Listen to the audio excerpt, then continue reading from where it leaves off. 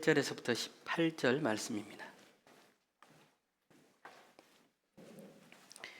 야고보서 5장 7절에서부터 18절 말씀입니다.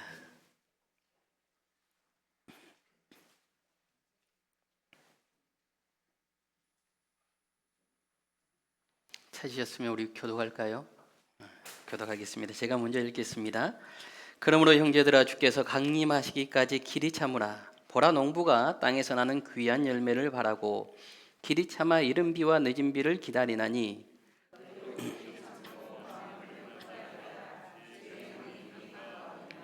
형제들아, 서로 원망하지 말라. 그리하여야 심판을 면하리라. 보라, 심판주가 문 밖에 서 계시니라.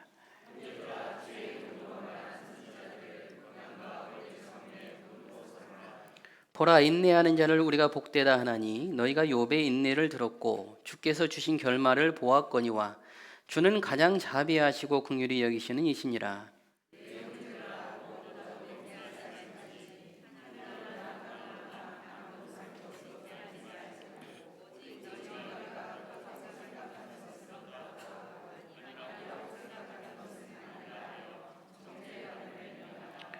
너희 중에 고난당하는 자가 있느냐? 그는 기도할 것이요. 즐거워하는 자가 있느냐? 그는 찬송할지니라.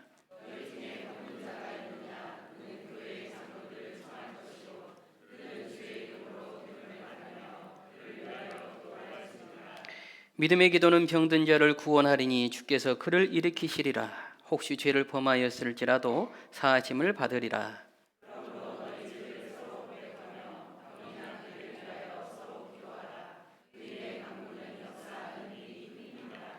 엘리야는 우리와 성정이 같은 사람이로되 그가 비가 오지 않기를 간절히 기도한즉 3년 6개월 동안 땅에 비가 오지 아니하고 다시 기도하니 하늘이 비를 주고 땅이 열매를 맺었느니라.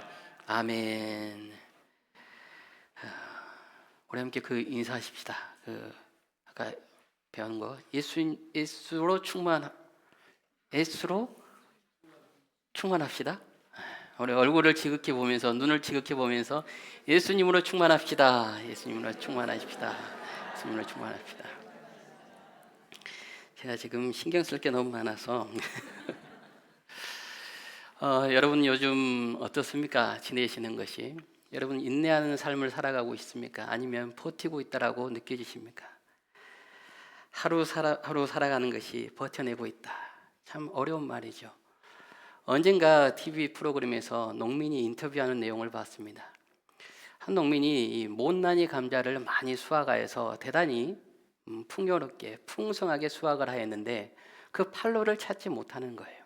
그래서 자신이 1년 동안 정말 열심히 잘 농사를 지었는데 어떻게 팔 수가 없다. 특별히 기억에 남았던 것은 그 농민의 주름살이었습니다. 정말 이마 깊숙이 패여 있는 거예요. 야, 저분의 그 삶이 얼마나 고단하였을까? 저분은 그동안 어떻게 버텨왔을까?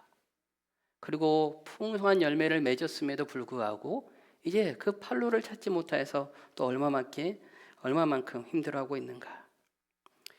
사실 그의 주름살은 어떻게 보면 그가 살아왔던 모든 인생의 훈장과도 같은 것이죠. 오늘 여호와 하나님께서는 우리 믿음의 삶을 걸어가는 하나님의 귀한 자녀들에게도 이러한 인내의 삶을 농부의 삶과 똑같이 비유를 통해서 말씀해 주십니다. 그래서 특별히 오늘 말씀을 볼 때 두 부분을 나누어서 보려고 하는데요.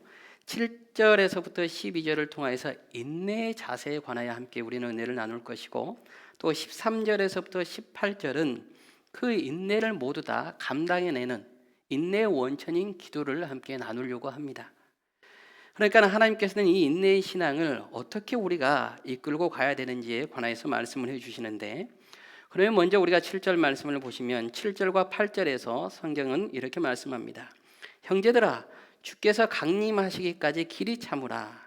보라, 농부가 땅에서 나는 귀한 열매를 바라고 길이 참아 이른 비와 늦은 비를 기다리나니 너희도 길이 참고 마음을 굳건하게 하라. 주의 강림이 가까우니라. 길이 참으라, 길이 참으라, 길이 참으라라고 3번이나 명령조로 말씀하십니다. 이때 길이 참으라는 말씀은 단순히 우리가 이를 악물고 오래 참는 것을 말씀하시는 것이 아니고 하나님의 성품을 말씀해 주고 있습니다. 하나님께서는 오래 참고 더디 노하시는 성품을 갖고 계시는데, 이 하나님의 성품에 동참함으로 인하여서 너희가 길이 참으라. 오래 참고 더디 노하는 하나님을 따라서 너희도 오래 참으라. 무엇을 오래 참는가? 주 예수의 강림, 다시 오실 예수 그리스도의 그 재림을 바라면서 너희의 믿음, 너희의 신앙이 인내할 수 있어야 된다. 길이 참을 수 있어야 한다라고 오늘 성경은 말씀해 주고 계시는 겁니다. 그래서 이때 길이 참는다라는 것은 수동적인 길이 참는 것이 아니에요. 예수님이 다시 오실 터이니 나는 집에서 기도하고 말씀 보고 예수님이 오실 날만 손꼽아 기다려야겠다라는 것이 아니고, 마치 농부가 밭에 씨를 뿌리고 최선을 다하여서 자신이 할 수 있는 모든 것을 하는 것처럼 능동적으로 세상을 살아가면서, 능동적으로 신앙생활을 하면서 주 예수의 다시 오실 그 재림을 기다리고 나가는 것을 말씀해 주고 있는 거예요. 예를 들어서 젊은 이 청년들이 이 가게를 엽니다. 창업을 하게 되죠. 예를 들어 커피숍을 열었다고 하면 그들이 단순히 창업을 한 후에 손님이 오기만을 기다리는 것이 아니고 좋은 메뉴들을 개발하고 또한 홍보를 하면서 손님이 오기를 기다리는 이 능동적인 기다림을 성경에서는 말씀하고 있는 것이죠. 그래서 온전히 하나님 가운데서 이 능동적인 하나님의 품성을 통하여서 길이 참으라라고 오늘 성경은 말씀해 주고 계시죠. 그런데 이렇게 길이 참는 인내를 통하여서 나감에도 불구하고 그 인내의 시간이 길어지면 우리 인간들 안에는 무엇이 생기냐면, 지난주의 말씀을 가져다가 사용을 해보면 원망이라는 독소들이 생겨나기 시작합니다. 왜냐하면 언제까지 참아야 되는가? 주님의 강림이 가깝다고 하셨는데 언제까지 내가 이것을 기다려야 하는가? 주님께서 응답해 주실 만도 한데 언제쯤 응답해 주실 것인가? 그래서 9절 말씀을 보시면 형제들아 서로 원망하지 말라. 그리하여야 심판을 면하리라. 보라 심판주가 문 밖에 서 계시니라. 그러니까 하나님 앞에서 원망이 생기기 시작하는 거예요. 왜 그럴까요? 너무 오랜 시간이 인내했기 때문이죠. 내 밭에는 어떠한 열매도 수확되지 않고, 내 밭에는 때로는 병충해가 들기도 하고 열매가 옆에 있는 밭보다 풍성하지 않은 거예요. 비교하다 보니까 왜 내 밭에만 이렇게 풍성하지 않을까? 여러분은 그러한 삶을 살아가시잖아요. 옆에 성도님과 비교해보고 또 옆집과 비교해보니까 옆집은 참 즐겁게 살아가는 것 같은데 왜 나는 이렇지? 왜 우리 아이들은 이렇지? 내 남편은, 내 아내는 왜 나만 이런 걸까? 나는 정말 하나님을 찬양하고 경배하고 나감에도 불구하고 왜 주님은 내게 은혜를 베풀어 주시지 않지? 나도 모르는 사이에 비교를 통해서 원망을 가지게 된다고요. 야고보서 1장에서부터 끊임없이 하나님께서 우리에게 하셨던 말씀입니다. 옆을 바라보다 보면 우리는 원망이라는 독소가 안에서 생겨나게 됩니다. 여러분이 휴일이나 또는 명절에 고속도로를 타고 가시다 보면 가끔 차의 앞에가 막혀 있을 때가 있어요, 길이. 그러면 옆 차선을 보면 뭐 쌩쌩이 잘 나갑니다. 야, 옆에 차선은 왜 저렇게 잘 나갈까? 그런데 내가 선 줄은 왜 이렇게 나가지 않지? 막혀 있지? 우리는 나도 모르는 사이에 옆에 주변과 비교하면서 원망하게 돼요. 그래서 하나님께서는 그 원망, 옆을 바라보면서 원망하지 말고 그때 어떻게 해야 하는지에 관하여서 인내의 삶을 살아가는 우리들에게 말씀해 주시는데, 우리가 10절을 읽었지만 한번 다시 함께 읽도록 하겠습니다. 함께 읽겠습니다. 형제들아, 주의 이름으로 말한 선지자들을 고난과 오래 참음의 본으로 삼으라. 11절까지 읽겠습니다. 보라, 인내하는 자를 우리가 복되다 하나니 주께서 주신 결말을 보았거니와 주는 가장 자비하시고 긍휼히 여기시는 이시니라. 아멘. 하나님께서는 믿음의 삶을 살아가는 우리들이 어떻게 인내해야 되는지 그 자세를 말씀해 주시는데 옆을 바라보지 말라는 거예요. 믿음의 선지자들, 너의 앞을 걸어갔던 믿음의 그 거룩한 발자국을 따라 걸어가라라고 말씀해 주시면서 특히 오늘 욥에 관하여서 말씀해 주십니다. 여러분이 욥이 어떤 삶을 살았는지는 모두가 알고 계실 거예요. 그분이 욥이 마지막에 2배나 복을 받았기 때문에 욥을 따라갑니까? 그렇지 않죠. 욥의 인생을 보십시오. 그가 얼마만큼 고난 속에, 어려움 속에 처하게 됩니까? 욥이 대단한 것은 고난 중에 완벽한 모습을 보였기 때문이 아니라 욥도 고난 속에서 여러분 하나님께 처절하게 따졌고 때로는 자신의 낱날을 저주하기도 했어요. 왜 내가 이 땅에 태어났는가? 심지어 아내는 하나님을 욕하고 그냥 죽어라라고 말할 정도였습니다. 그럼에도 불구하고 우리가 욥을 통하여 얻는 가장 큰 은혜는 무엇입니까? 욥이 고난 속에서도 어려움 속에서도 절망 속에서도 여호와 하나님을 결코 놓지 않았다는 거예요. 어떤 상황 속에서도 오직 여호와 하나님만 붙잡고 있었던 것이에요. 이게 바로 오늘 인내하는 우리의 자세가 되어야 된다라고 성경을 통해서 말씀해 주고 계십니다. 그래서 우리는 절망 속에서 어떤 세상의 것을 바라는 것이 아니고 어떠한 상황 속에서도 여호와 하나님만 붙잡아야 할 줄로 믿습니다. 이게 인내하는 신앙인들의 올바른 자세라고 성경은 말씀해 주세요. 그렇지 않고 빨리 모든 것을 해결하려고 한다면 우리는 나도 모르는 사이에 세상에 맹세하게 됩니다. 세상과 거래하게 됩니다. 하나님의 응답이 너무 더디다 보니까 빠른 나의 방법을 통하여서 세상의 방법을 통하여서 성취하고 싶어하는 것이죠. 그래서 성경에서 12절을 보시면 내 형제들아 무엇보다도 맹세하지 말지니 하늘로나 땅으로나 아무 다른 것으로도 맹세하지 말고 오직 너희가 그렇다고 생각하는 것은 그렇다 하고 아니라고 생각하는 것은 아니라 하여 정죄받음을 면하라. 우상을 만들지 말라. 3계명이시죠. 맹세하지 말라. 빠른 방법을 선택하지 말고 조금 더딜지라도 여호와 하나님을 마지막까지 신뢰하라라고 오늘 성경은 말씀해 주고 계시는 겁니다. 제가 지난주에 우리 지역에 있는 목회자 세미나에 참석하게 됐습니다. 2026년 한국교회를 말하다. 이 책을 지으신 분이 이 리서치 회사에 다니던 분이에요. 그래서 이 모든 것을 데이터로 이야기하는 분입니다. 2023년부터 이제 한국교회를 데이터화 시켜서 어떤 2023년 한국교회 트렌드, 2024년, 25년, 26년 이렇게 항상 이 정도 되면 이쯤 되면 책을 이게 출간합니다. 그러면 그 모든 것을 데이터로 이야기하기 때문에 거짓말이에요. 그건 데이터를 통해서 어떻게 갈지를 아는 거예요. 마치 우리가 이제 어떤 선거를 치룰 때 미리 사전 투표를 하고 조사를 통해서 예측하는 것과 비슷합니다. 그런데 그분의 세미나 중에 어떤 내용이 있었냐면 우리 한국교회 안에 무속 신앙을 가지고 있는 분이 20%라는 거예요. 여러분 별반 놀라지 않습니다만 20% 엄청나게 큰 거 아니겠습니까? 그런데 2030 젊은 세대들은 30%가 된다는 거예요. 그럼 그 이유가 무엇인지 또 조사를 해보았더니 간단해요. 바로 응답이 나온다는 거예요. 맞든 틀리든 응답이 나오기 때문에 기다리는 시간을 참지 못하고 즉각 응답받기 위해서 무속신앙에 빠져든다는 거예요. 그리고 두 번째는 우리가 조금 더 숙고해 볼 만한 내용인데 함께 자신을 위로해주고 아파해주는 사람이 없다는 거예요.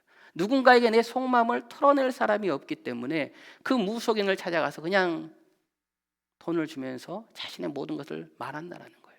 참으로 안타까운 일이죠.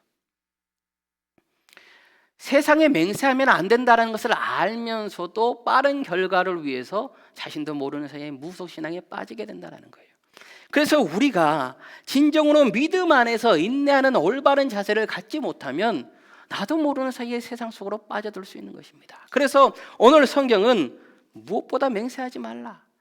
오직 믿음의 선배되는 그 거인들의 발자국을 바라보면서 너희도 차츰 조금씩 걸어가라라고 말씀해 주고 있는 것이에요. 내 밭에 열매가 맺지 않아도 밭을 탓함이 아니라 하나님을 바라보아야 되는 것이고 내 차선이 길이 막혀 있어도 내 차선을 탓하는 것이 아니고 옆을 보면서 비교하는 것이 아니고 그럴 때일수록 온전히 여호와 하나님만 바라는 것이야말로 신앙인의 올바른 인내의 자세임을 성경은 말씀해 주고 있습니다. 그래서 우리가 이런 바른 자세로 믿음의 삶을 걸어가시기를 주님의 이름으로 축복하고 기도하겠습니다. 그러면 이 인내의 자세는 배웠는데 이 인내를 어떻게 이제 이겨나가는가? 13절에서부터 18절은 성경에서 이렇게 말씀해 주고 계시죠. 13절을 특별히 보시면 너희 중에 고난당하는 자가 있느냐? 그는 기도할 것이요. 즐거워하는 자가 있느냐? 그는 찬송할지니라. 그러니까 무엇입니까 여러분? 어렵고 힘든 시간에도 원망하지 않고 버틸 수 있는 인내의 원동력은 바로 기도라는 것을 말씀을 하면서 고난받고 있으세요? 기도하십시오. 즐거우세요? 찬송하십시오. 이것은 무엇이냐면 여러분, 우리 신자의 반응은, 하나님의 자녀들의 모든 삶의 반응은 고난이든 기쁨이든 항상 기도여야 한다는 것이에요.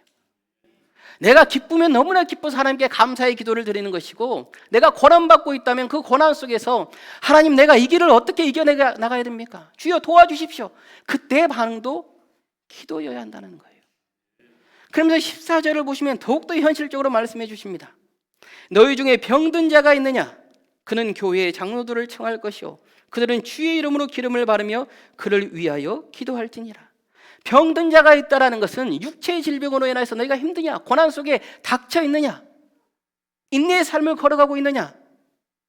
그는 교회의 장로들을 청할 것이요 그들은 주의 이름으로 기름을 바르며 그를 위하여 기도할지니라. 여러분, 이때 기름을 바른다는 것은 어떤 신비주의적인 것이 아니에요. 당시에 기름을 바른다는 것은 지금으로 말하면 약품 처리, 약을 제조받는 것과 마찬가지입니다. 그래서 이것을 14절을 오늘날의 언어로 바꾸어 보면 이런 말이에요. 여러분, 몸이 아프세요? 그렇다면 병원에 가서 의사의 진료, 기름 부음을 받으십시오. 그리고 동시에 목사님을 청하여 기도 받으십시오. 의사의 손길 위에도 약물의 효능 위에도 그 모든 것을 주관하시는 분은 오직 여호와 하나님 한 분이심을 믿고 기도하십시오.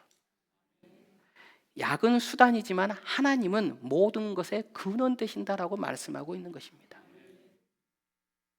그래서 우리가 인내하고 나가는 자세의 모든 원천은 기도라는 것입니다.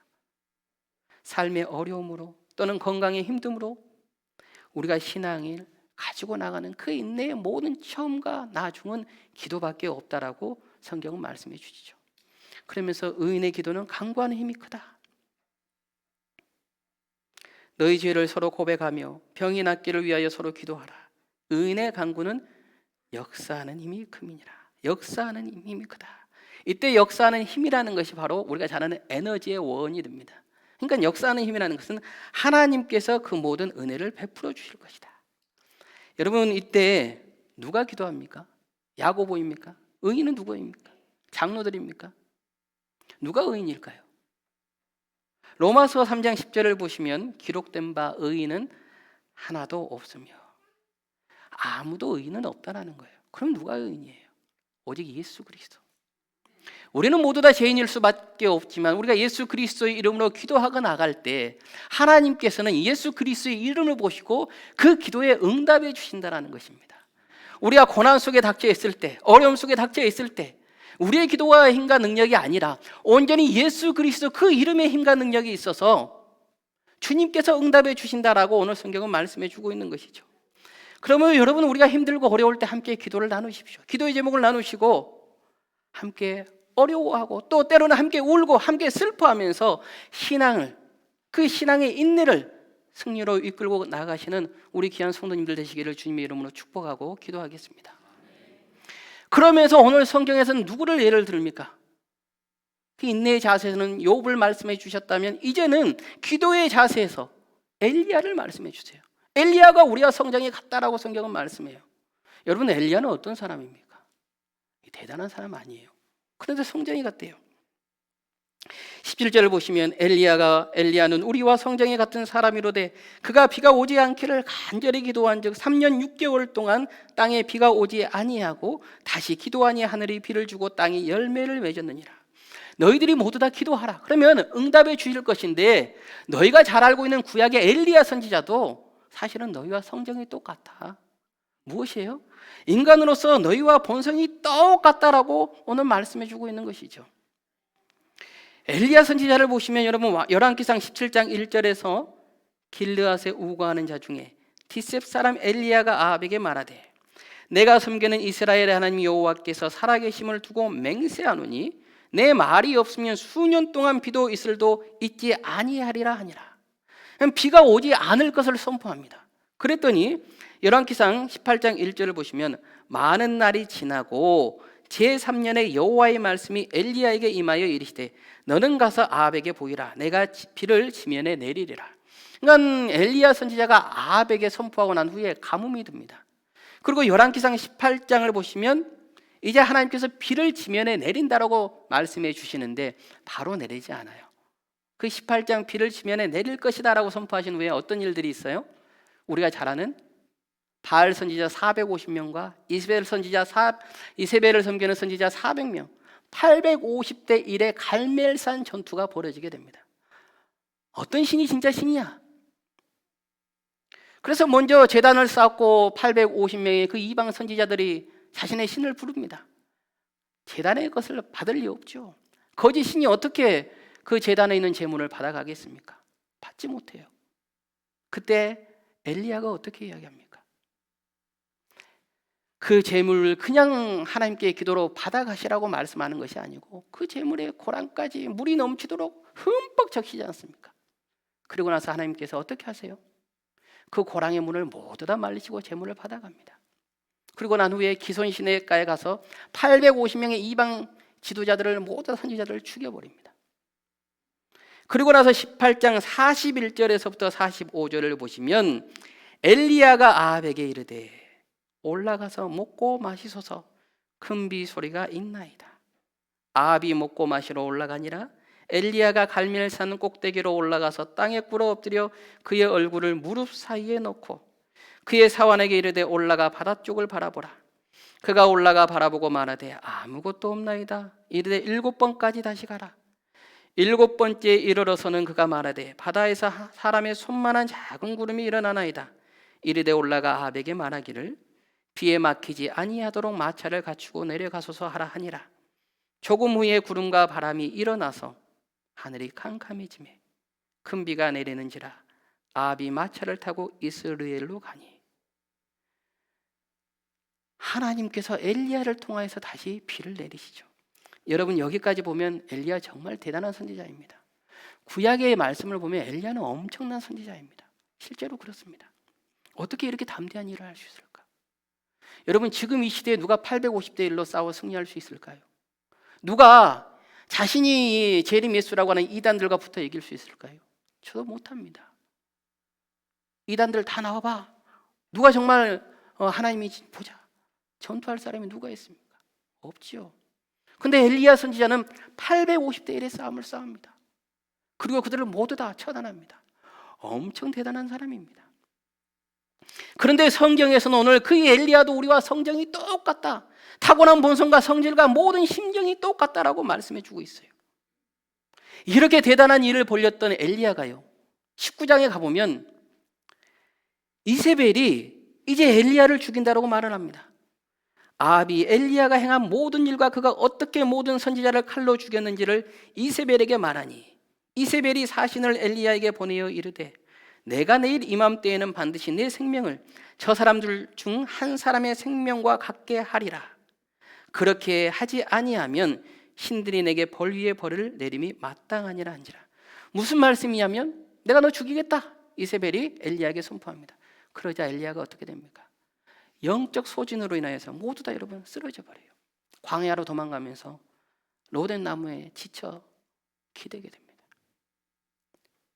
자기 자신은 광야로 들어가 하루길쯤 가서 한 로뎀 나무 아래에 앉아서 자기가 죽기를 원하여 이르되 여호와여 넉넉하오니 지금 내 생명을 거두시옵소서. 나는 내 조상들보다 낫지 못하니이다 하고. 하나님 힘들어요. 숨을 못 쉬겠어요. 주님 너무나 어려워요. 못 버티겠어요. 그냥 주님 저 인내 안 할래요. 저 더 이상 못하겠습니다. 그냥 나의 생명 가져가 주세요. 여러분 우리가 고난 속에 있을 때, 우리가 믿음의 어려움 속에 있을 때 우리는 큰 일을 잘 해나갑니다.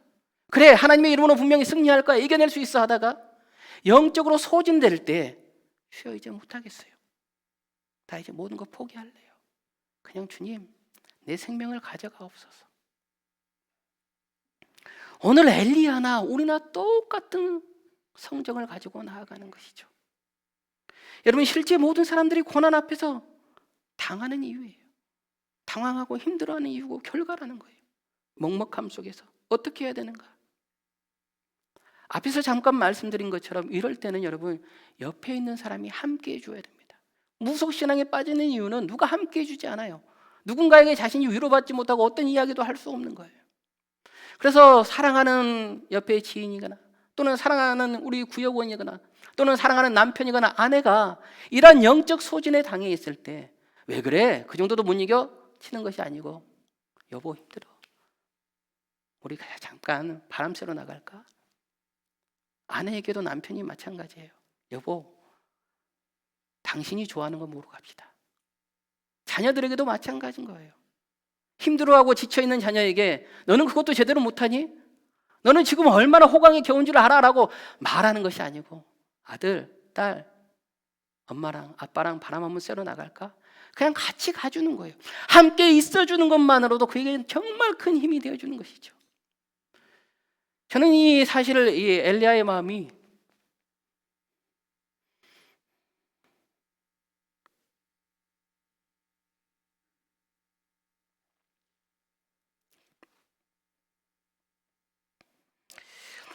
너무 잘 공감이 되는 거예요.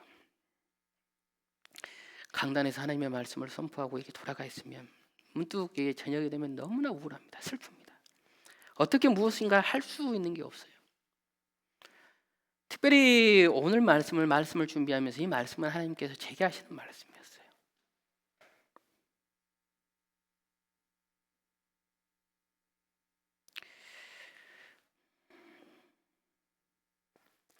그래서 마음적으로 너무나 힘들고 어려운 가운데 지난주를 정말 인내했다고 할까?